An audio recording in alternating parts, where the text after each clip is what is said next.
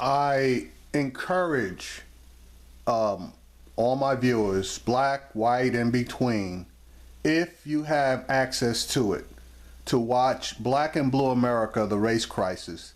It's on News One now, on DirecTV at channel 328. I don't know what channel News One now would be on the other various cable networks, but I've been watching it, and I'm only going to do one particular segment of it, and I be honest with you, I missed the first 20 minutes. It's coming back on tonight at I believe it's 9 p.m. That's West Coast time, which would be, I guess, 12 o'clock Eastern. But this particular segment that I've seen thus far really touched me, and it touched me because it hit on something that I had long known, that if you repeat a lie long enough and hard enough, that lie can become reality in the minds of those that want to accept it.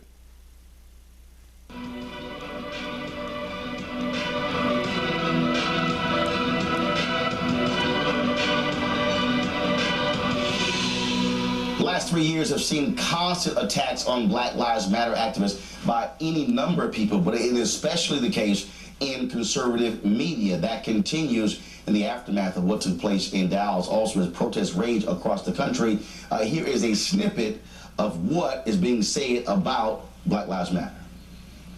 And I do blame people on social media with their hatred towards police. I do blame, I saw Jesse Jackson, I think it was on Fox the other night, calling police racist without any facts. I do blame former Black Lives Matters protests. Last night was peaceful, but others have not been, and we've heard the pigs in the blanket. This has to stop, Harris.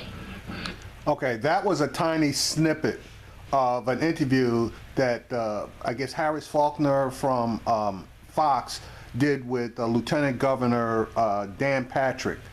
And after he did his rant and rave, he was approached face to face by, I believe it was Elijah Cummings, of someone of that stature. And by the time Mr. Cummings got through with him, I believe, whether it was Mr. Cummings or whoever it was that spoke with him, that later came on TV, he indicated that if you had that conversation with Mr. Patrick now, he would not take the same tone that he took when he gave that interview. But that's whatever it is. Now, if you're really interested in that particular rant and rave, I did do a video on it, and it's on my channel, and it's within the past 4 or 5 days. Now, here is David Clark, and David Clark is one of those people that can see no wrong as far as police officers are concerned. In the past, when the McDonald case in Chicago occurred, and he was questioned on a major news outlet, and I believe it was probably Roland Martin who had him on one time, and he was questioned about the wrongdoing of that police officer. For some reason, he claimed that he didn't know anything about it. Now, he is a police chief or whatever for Milwaukee County. And for those of you that are unaware of the geographics, Milwaukee, Wisconsin, obviously the state of Wisconsin is on the border of Illinois, but the Milwaukee, Wisconsin market and the Chicago, Illinois market, they touch each other. So you consistently get news about things going on in Milwaukee, Wisconsin, on Chicago, Illinois stations, and vice versa. So for him to have no opinion, not want to make any type of a statement, obviously he basically claimed that he knew nothing about the McDonald case, where that case was being televised all over the country. That just told me pretty much everything I needed to know, that this guy is a total jerk. But he rants and raves again about Black Lives Matter. And again, I did a video on this particular segment. I've pretty much seen all of these segments that are going to be shown here regarding people ranting against the Black Lives Matter movement. And don't ask me how.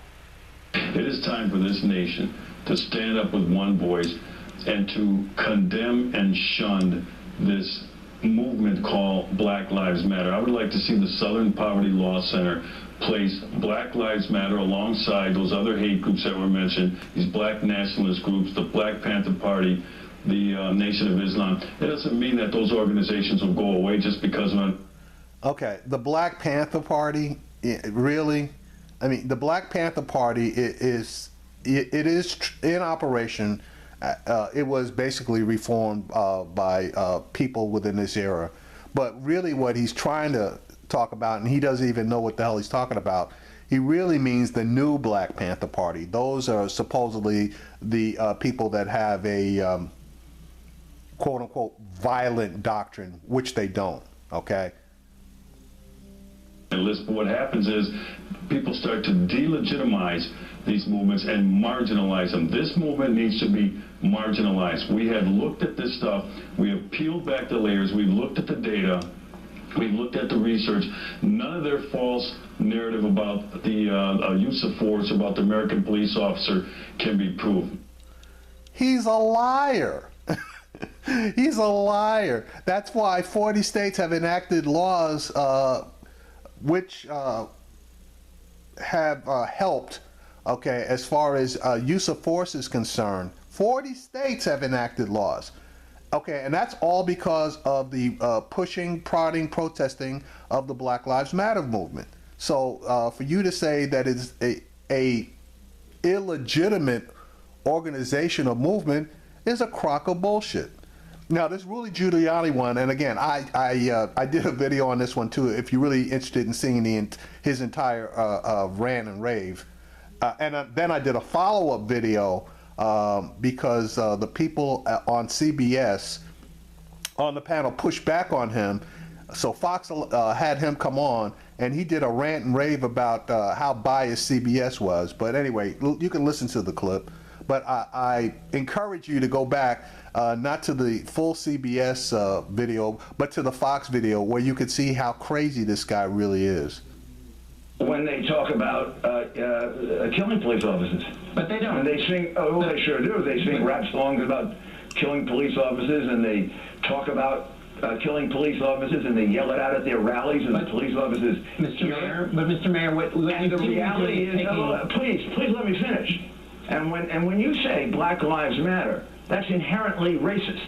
They're not protesters. You know, these are thugs. They're rioters. And I'm calling out the media saying, quit claiming that these rioters are peaceful. They're stomping on a flag, figuratively and literally, shouting death to cops, celebrating violence. Okay, Sarah Palin, I didn't see that one, and it was on a radio station, and I will admit I didn't hear that one. But Sarah Palin saying anything, that basically just speaks for itself. Now, here's what's interesting. The reality is that if you actually step on a flag, you actually can, because it's called the First Amendment. You would think people who love the Constitution would understand that. But I want to go to Monique, Greg, and Lauren to hear the Rudy Giuliani's of the world who defended police officers, and Amadou Diallo, right, who defended police officers with stop and frisk and shooting and killing. Oh, no, they're just a racist organization because simply saying Black Lives Matter is racist. And I'm sitting there watching John Dickerson allow him to continue right, exactly. on Face the Nation. At some point, it's the fault of the people who invite these people on, okay? Because you know what Rudy Giuliani is going to say. There's no mystery. And that's why you invite him. That's right. There's no mystery as to what he's going to say. But it's interesting to watch conservatives in this moment who talk about less government and too much government in people's lives, and the Constitution is in their pocket. How many members of Congress have I run into bragging about the Constitution being in their pocket? Then when we see people demonstrating, exercising their First Amendment Amendment rights of peaceable assembly, all of a sudden there's a problem because they disagree with those people. So they believe in the Constitution up until the point Black Lives Matter shows up. This isn't about the First Amendment or the Second Amendment. This is about 13, 14, and 15. Criminality was baked into the Constitution after the Civil War. 100 years later, we fought what they call the Second Reconstruction. What you're seeing with Black Lives Matter in many ways may be the Third Reconstruction, or to borrow from Beyonce, the Third Formation. In other words, we're still working on this project called America, and it has never been institutions that have advanced that project. It has always been in the streets. What they're reacting to is their incapacity to control this movement of black people. And in fact, if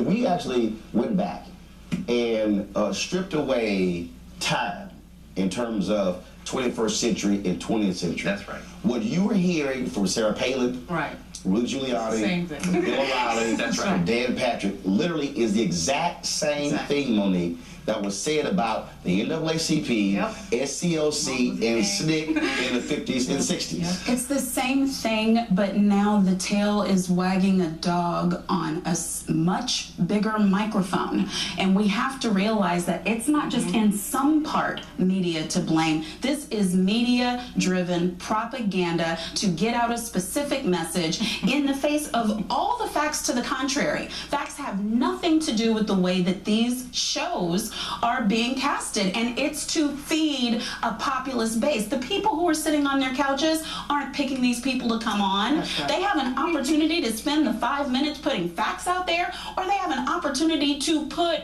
ridiculous, ignorant, biased, racist, entertainment journalism. factually incorrect. Entertainment journalism. It's more than that. It's not entertaining. It's dangerous. I think she used the appropriate word when she said propaganda. Because when you begin to establish the facts, because again, I get narrative. I've been in media since I was 14 years old. I've studied this. I majored in this. This is exactly what propaganda does. You keep repeating the same narrative. And so when Bill O'Reilly and Sarah Palin and Rudy Giuliani and you look Glenn Beck down the line, Sean Hannity, over and over and over again, terrorist group, killers, want to see cops killed, even though when they keep saying, and here's what's interesting, I even talked to some of the people who is St. Paul, Minnesota. Folks on the ground told me that whole pigs in a blanket thing was actually the protesters joking with the cops.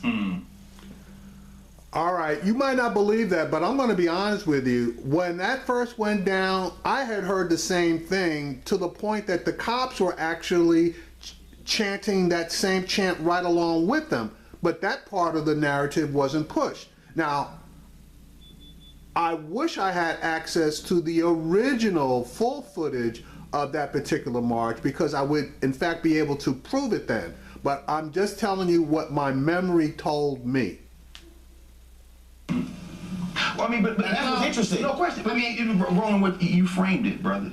When you go back to 1919, the thing was so bad that Johnson named it the Red Summer. All you gotta do is read the newspaper accounts at the time. It's the same thing. It's propaganda. You characterize these people as terrorists. You come forward into the 1950s and 60s. It's the same thing. Right. You're right. You take the dates off. But what we're seeing is a failure of the structure now. This demographic has changed. America. And they're mad that they cannot control the narrative. Yeah, and they because can't. with social media, you There's can no control, bypass yeah. all of these networks. Exactly. You can bypass the newspapers, and people say, "Oh, I don't have to watch you. I can watch it live while it's happening, unfiltered." Yes. and that's really what's driving. And there's no mentioning of any of the statistics that the Guardian and the Washington Post did on police brutality and Of course not. officer involved. That's just not even in the conversation. But social So it's media like- has. In fact, Right, social exactly. media is filling a void that during the civil rights movement and during the previous era, the black press served. Right. That's why TV One, that's why News One now is so important. Because in 1919, they could write that in Chicago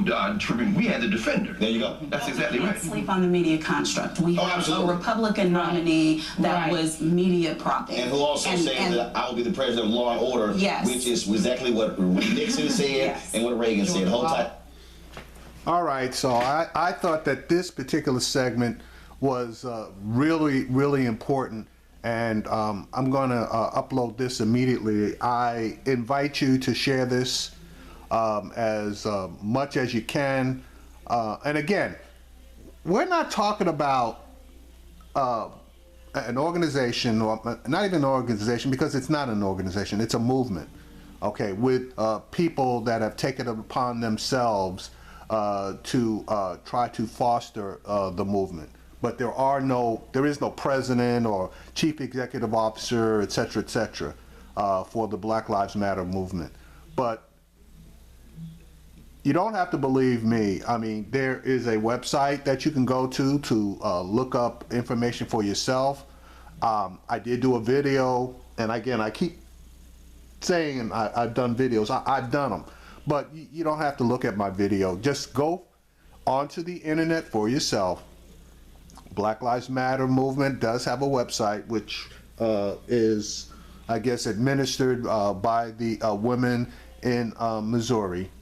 You can also go on their site. There should be a link. I haven't seen it for a while, but there should be a link for Campaign Zero, which specifically outlines the goals that the Black Lives Matter movement have set.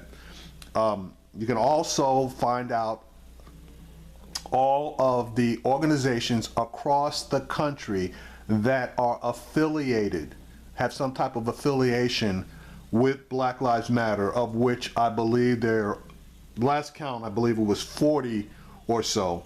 And these are legitimate organizations, okay? Do your own research, okay? Don't let these extremists, okay, on the right tell you what the Black Lives Matter movement is. Look it up for yourself. See the work that they have done. See the things that they propose and are proponents of. There should be, I believe, a list of the states and the laws that they have helped to foster in order to bring more accountability to the system, because it's the system that's actually broken. The system let me back up. The system's not broken. The system was designed to do what it is doing. So the system is not broken. The system needs to be destroyed and reformed in order to work for Black people, Hispanic people, Asian people, and yes, white people as well, because they are also victims of the system. Now, if you have money, if you have funds, those funds will help to tip the scales more in your favor, whether you are Black or white. But if you're just a regular, hardworking person and you have a problem and enter the system, and you are a person of color, you have additional weight placed on the scales that will tip it against you. And if you're white and poor, okay, you have additional weight that will tip the scales against you.